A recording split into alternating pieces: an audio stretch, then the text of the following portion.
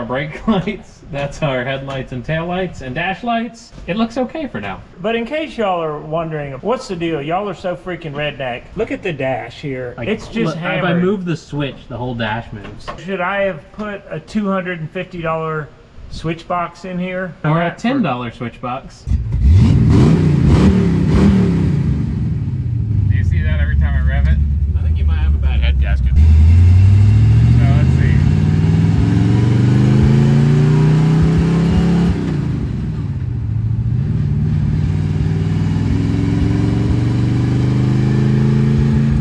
I believe we are getting cylinder pressure from somewhere in the engine, don't know which cylinder, into the cooling system of the engine. So as a result, we are pressurizing the cooling system to the point where it is pushing coolant out when you rev the engine up, which basically means either you have a bad head gasket, you have a crack in a head, you have a crack in a cylinder wall itself. So there's like really about 3 options that would cause something like that. When I rev it,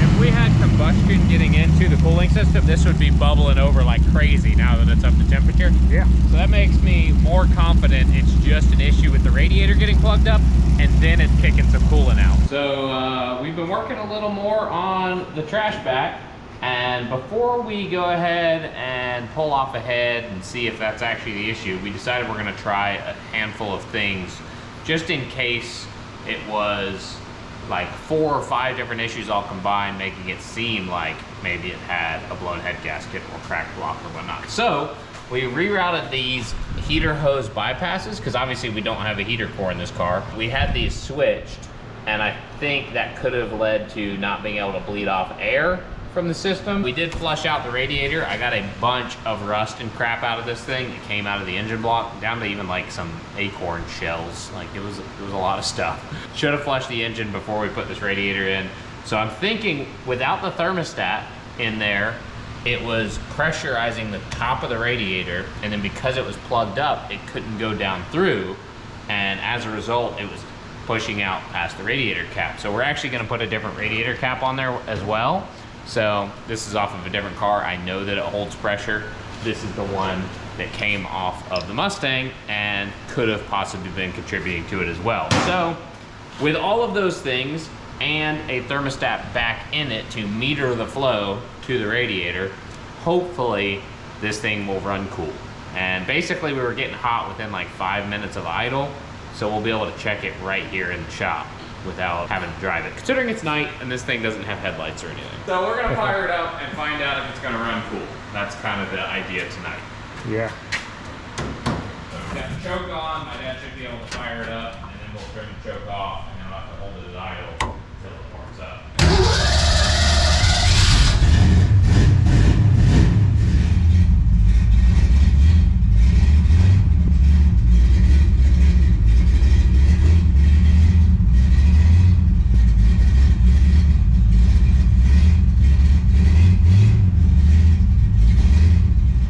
Well, it seems to have run out of gas, so we put some more gas in the tank, which allowed it to get up to temperature, you know, as it heat soaks a little bit. So let's see how it fires back up and if it actually is cooling how it should now.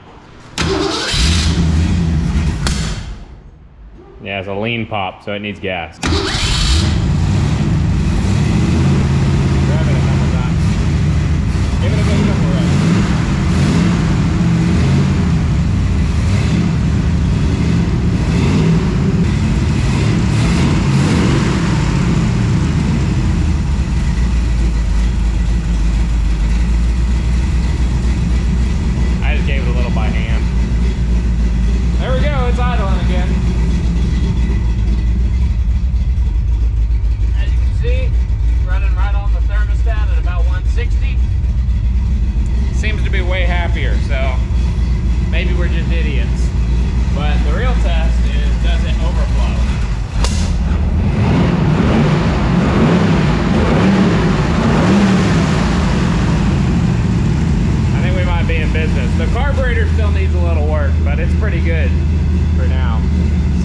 Okay.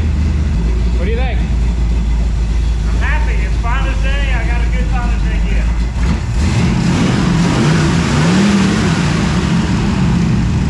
It's okay. Like I said, I had a sneaking suspicion it looked a lot worse than it was, and I think it was just like 4 or 5 compounding issues altogether. So I think it's good to get the lights and everything hooked up in the next few days and go drive it. Oh yeah. I like it. I'm happy. Happy, happy, happy. Okay, Phil.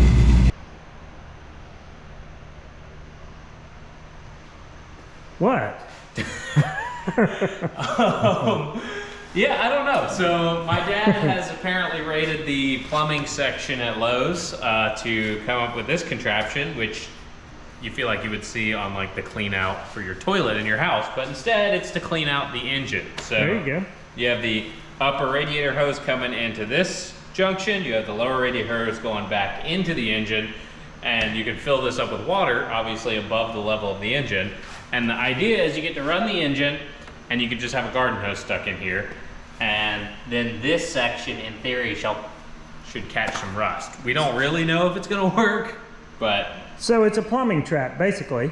The heavy stuff, as it's going down the tube, is gonna drop straight in. The return line is gonna pull, hopefully, cleaner stuff, and we're gonna let it run a while, because what's happening is we keep clogging the radiator as we run this car. Yep. And we don't want to just keep clogging the radiator, cleaning it out, doing it over and over again.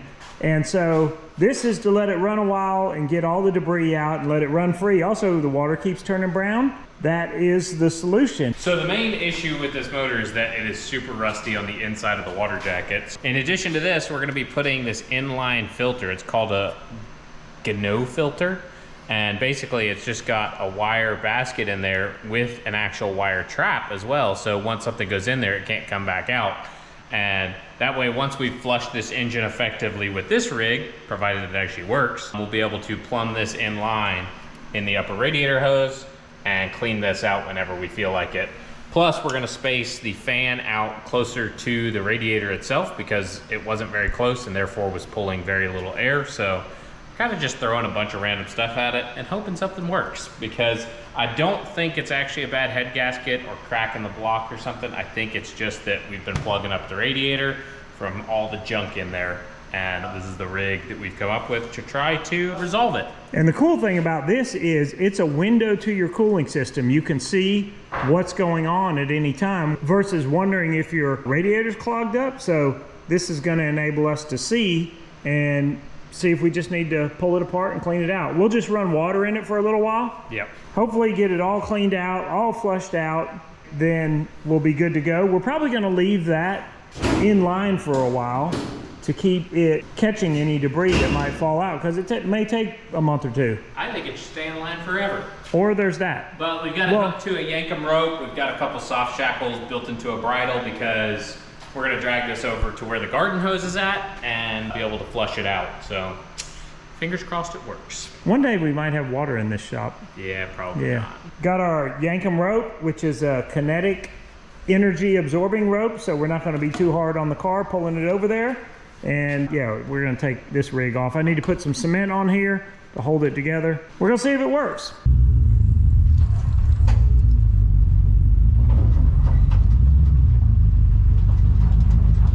All right, rolling over to the house to get access to some water. Jake's pulling me up through the yard here. Ooh, and now he's giving me some good light. First time using a yankum rope, and this thing is awesome. You don't get that harsh tug whenever you're hitting the end of your rope, because it's like a big rubber band, and made in the USA. So if you need a tow rope, get you a yankum. Well, we made it over here to the garden hose, so we're gonna fill it up and hope this little rig works.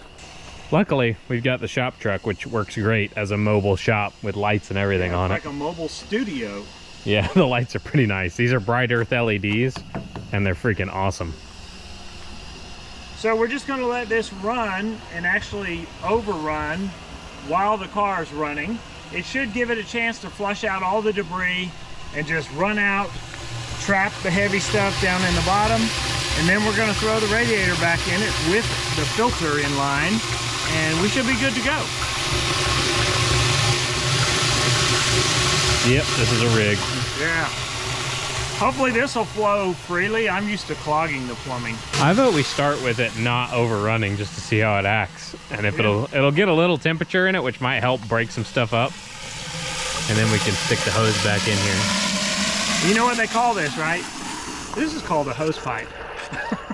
That's just called a hose. It's called a hose, but some people say, yeah, give me the hose pipe. I'd say it's full, sir. There's either a hose or a pipe. It's not a hose pipe.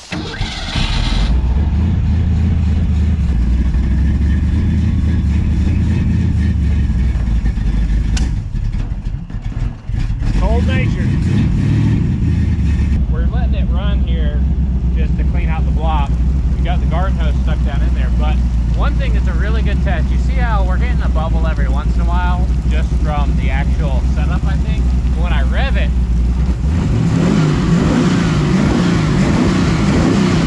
if we had combustion getting into the cooling system, this would be bubbling over like crazy now that it's up to temperature. Yeah. So that makes me more confident it's just an issue with the radiator getting plugged up, and then it's kicking some coolant out. So look at all that brown water coming out. yeah, it's pretty gross.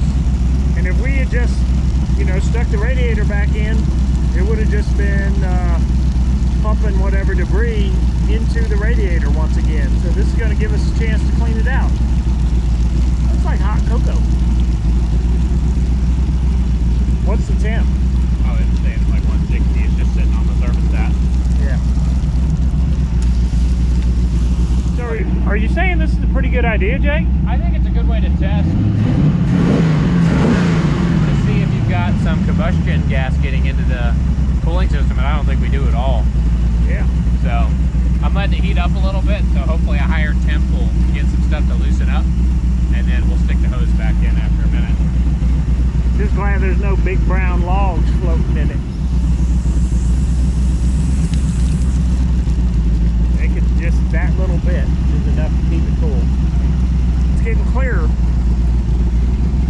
Yeah, the temp's actually dropping from just that little amount. You gotta keep in mind, you're putting like 70-degree water into it. Y'all need to let me know if you got any engineering problems you can't figure out. Just call me. I am your man. No. Whoa! As it falls over. Anyway, it is now running clear, and we didn't glue it together so we can. It's hot. Don't touch it. We didn't glue it together so we can actually take it apart and see if there's any debris down in the bottom. We glued it together here, but we didn't glue the vertical. So yeah, we're engineers. I don't know about all that. Jake's got 3/4 of a mechanical engineering degree. Pretty much. I mean, that's close enough. All right, so we're taking it apart, and we're gonna see if there's any debris down in the bottom. We didn't. Still very hot. Yeah. Yeah, probably the lower. So we had a hose in it and let it cool for a while we went and got the radiator. Whoop. Let's see. Not a whole lot. What you there's got? a little bit. It's like we're painting for gold. Eh. Not much. Not a lot. Maybe the 2 times we ran it, we got most of it. The hard stuff. Oh yeah, it's all. Chunks of rust. I mean, they're not very big, unlike what we were getting out before. Yeah.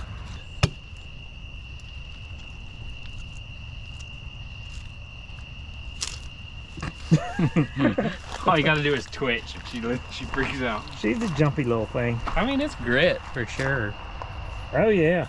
But it's like not, sand. I don't think it's enough to have clogged the radiator like we were getting before. No, I think most of it already came out. But we got it to run clear, and we got that much out. We thought we were gonna have to pull ahead maybe. It appears we have a good motor, so that's a huge win. Yes, I'm definitely hoping that's the case. Yeah. Well, we were revving it, and it wasn't bubbling. That kind of says you're not pushing air into the cooling system. In theory. Which, it's supposed to be 2 separate systems, your combustion chamber and your cooling system. Totally isolated, never merged. One thing I did while we were doing the flushing was took off the fan because I was concerned we were going to get into it. So we didn't have a radiator anyway, so we didn't need the fan. Now we're about to put the radiator in there, and we're going to put the inline filter in, and we should be good to go, in theory, to use Jake's line.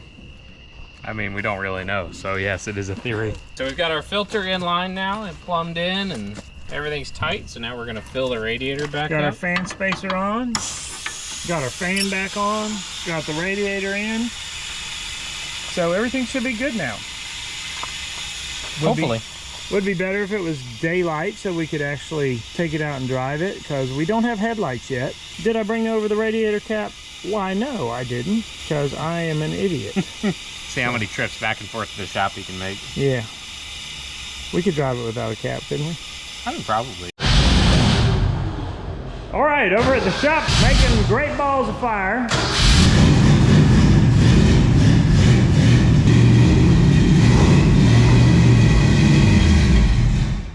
Probably a little too cold for that still.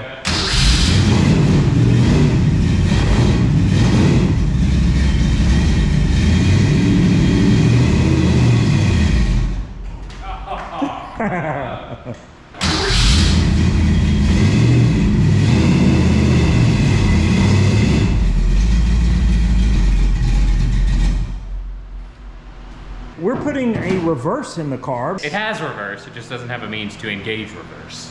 There you go. So what we have is a shifter off of a 3-speed transmission, so it's only an H pattern, and it doesn't enable us to get into reverse.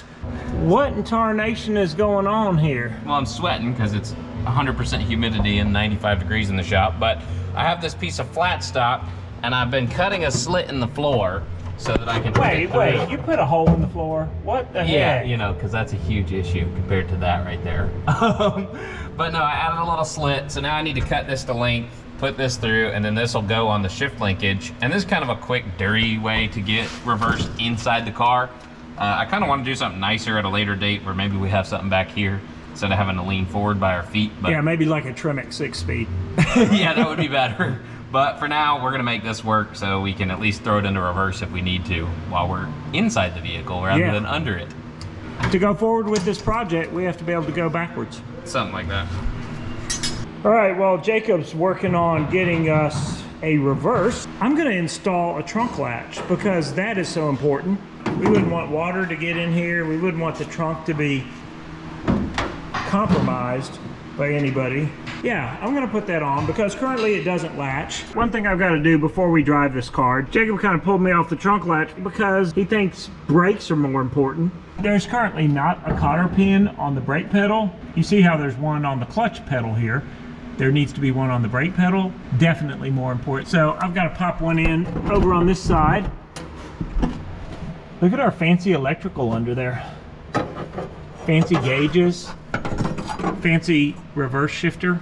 Okay, not really, but we're getting there.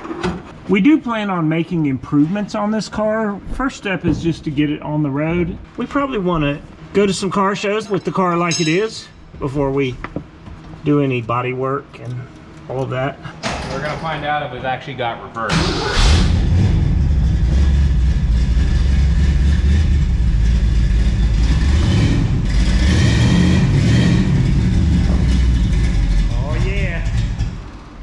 Got reverse. Inside Now the let's car. check out that reverse lever. It is like all the way under the dash. That's reverse, that's not reverse. Yeah, we might have to do another lever or a rod through the dash. I mean, honestly, it's really not that inconvenient. Yeah. But yeah, you could do a push-pull on the dash. You won't hit it accidentally where it's It at. doesn't have a real pivot right now either. It's just in a slot, so we could make a pivot that goes there, so it's like proper. I mean, you could. Yeah. So, all right, we'll get in. All right, we got an air cleaner on. We have now a trunk latch that is working, and we have our overflow bottle here. We're good for its maiden voyage. Hopefully a maiden voyage that doesn't let us down.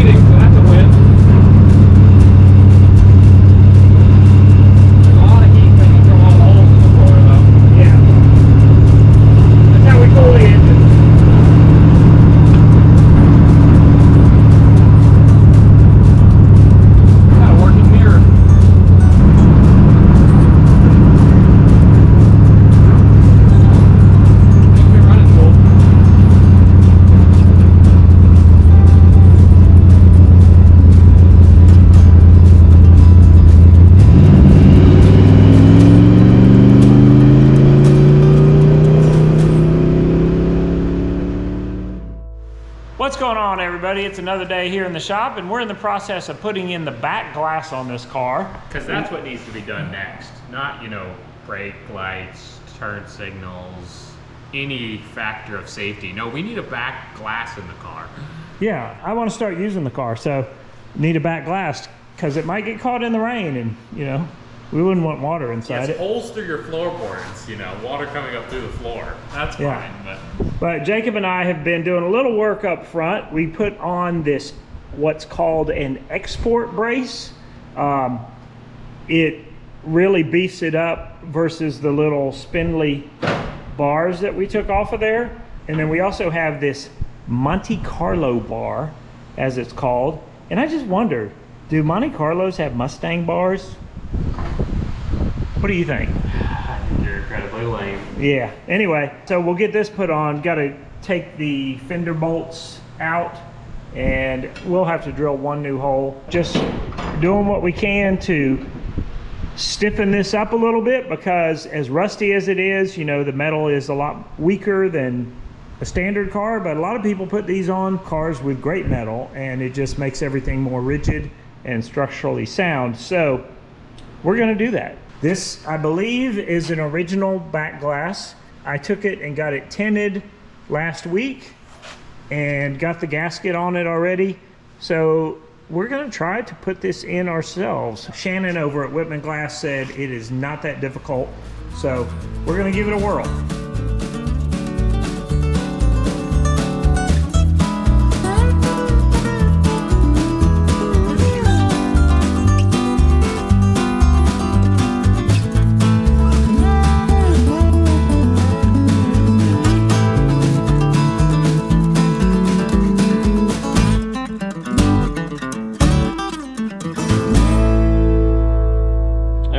Just like that, there is a back glass in the car, which again, the incorrect order to do things. He still needs to fix floorboards and do some wiring, so we got to run wires all back there. Why he wanted to do the back glass now, I couldn't tell you, but it's in there. It fought me a little bit in the corners, but as a whole it went in pretty well. So yeah, there we go.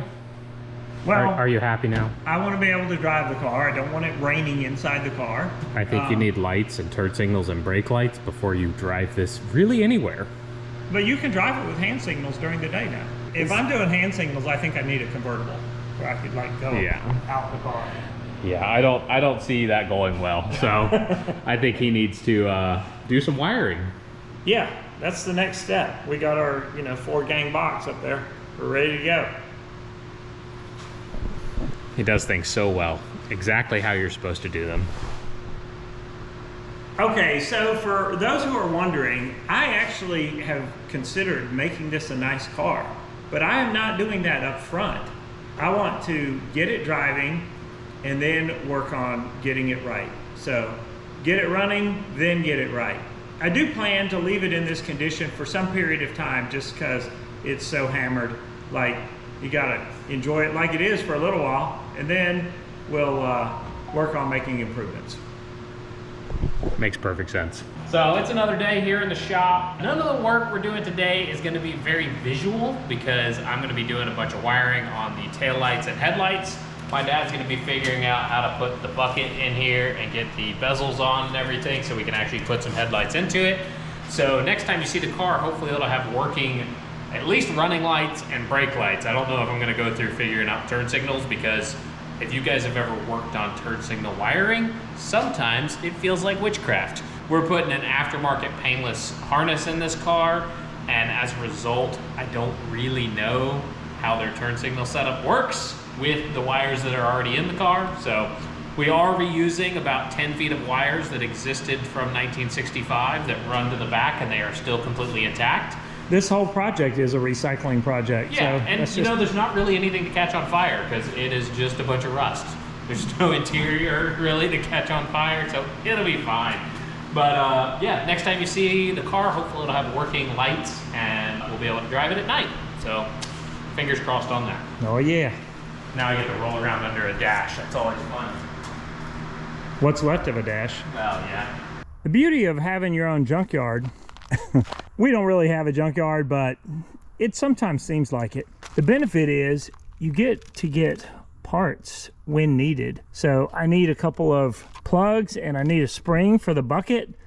Unfortunately, I just saw some wasps fly in here, so I ought to be kind of careful with what I'm doing.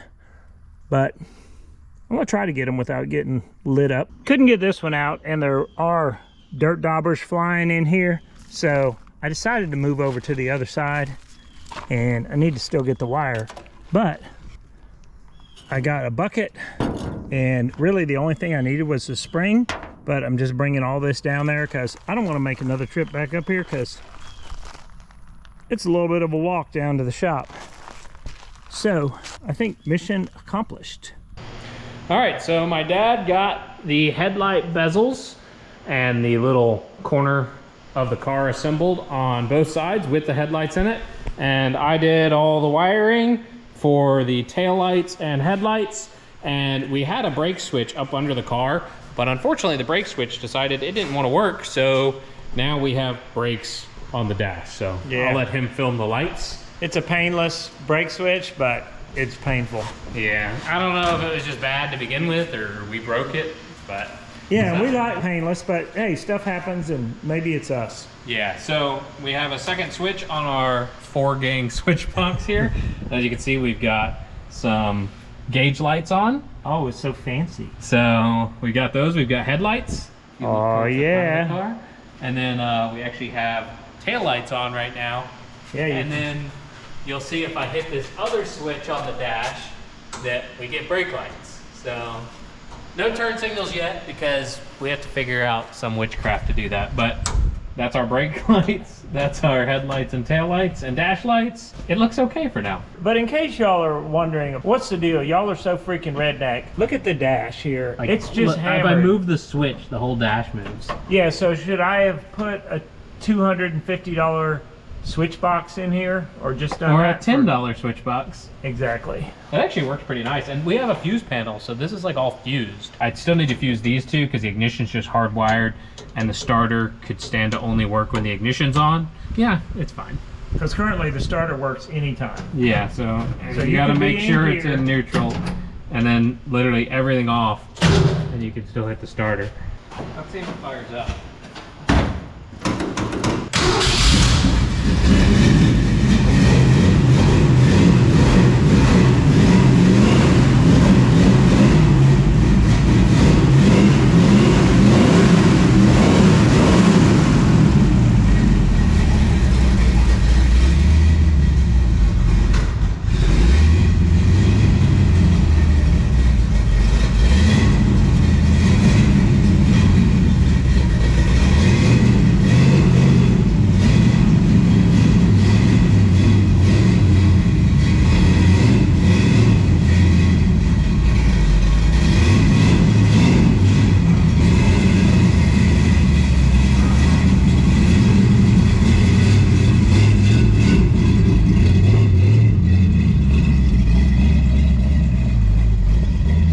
Against our better judgment, we decided to take the car for a little cruise. Made it to a gas station, but the rear float on the carburetor immediately stuck and completely flooded out the engine. It barely fired up and made it to where it's sitting after it stalled right when we pulled in. I was able to adjust the float slightly using a pair of flush cuts and my wire crimpers.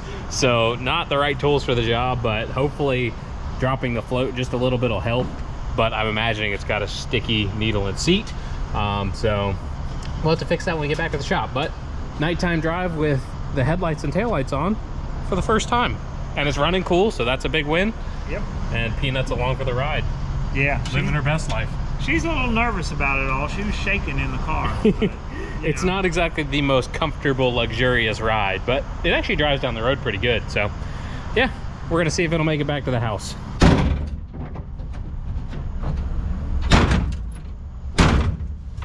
That's fine. It's probably flooded right now, so I'm probably gonna have to hold it wide open. Fingers crossed it makes it back to the shop, because we don't have any tools to fix it.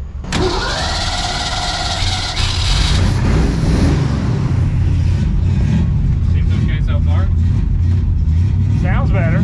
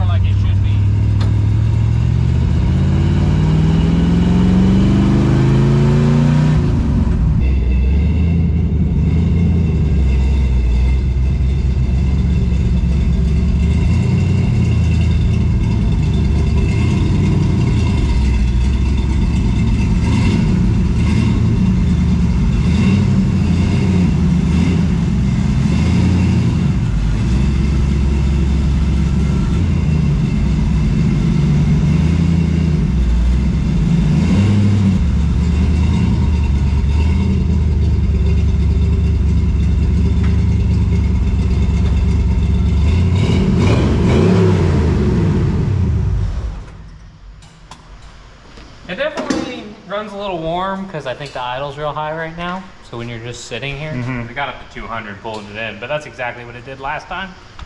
So I'm sure it's fine. We'll just pretend like it didn't do that. It's high idled for sure. Yeah. Like there's no doubt in my mind it's higher than it should be. But got a little leak from where I adjusted the float, so I need to put some new seals on it, which is not surprising. Because that's a 40-year-old carburetor too. I mean, that came with I didn't ever actually adjust the floats because I just left them where they were at because they were untouched from when the car was parked. So I would assume they were pretty close to where they should be. I went through it and cleaned it and replaced the gaskets because it was very leaky, but I didn't ever touch the float adjustment. So we could stand to pull that needle and seat out, I'm sure, and change it for a fresh one because maybe it's sticky from sitting for all that time. But yeah, it made it to the gas station and back for the second time, and this time at night. Yeah, and we didn't really take tools, so we're no, we should have. You know, we're growing in faith and confidence. No, it's a bad idea. Probably not smart. I had to use a very nice pair of Klein flush cuts to break loose the adjuster on the carburetor for the float level, which is not what you want to do, but it worked. And that's what hey, we got lights now, so we can drive at night. Yep. These things are pretty wild too. These Hellas, they're flat. They look like what you'd see on some kind of old Volkswagen or something. I don't know. Yeah, kind of a European vibe. Yeah. They do the job though. They're warm. Are they? Say that much. They're hot. Well, there we go. That officially wraps up getting the Trashback back on the road. And I know we've said it a bunch of times, but this car sat for 40 years and was pretty much not ever going to run again unless somebody who found it put in some time and effort to make it run. It could have turned into this full-blown restoration, something crazy, but we were just like, hey, let's just make it run. Like David Freiberg always said, don't get it right, just get it running. This is kind of the perfect example of that. There is still lots to do to make it right enough to where I would feel comfortable driving it on the street at any given moment, but it is officially back on the road, licensed and insured. Sure, it's missing a bunch of key safety things, but it did make it on the road for the first time in 40 years. So, as always, thanks to each and every one of you guys for watching, and we always appreciate if you hit the subscribe button down there. It does a lot for us.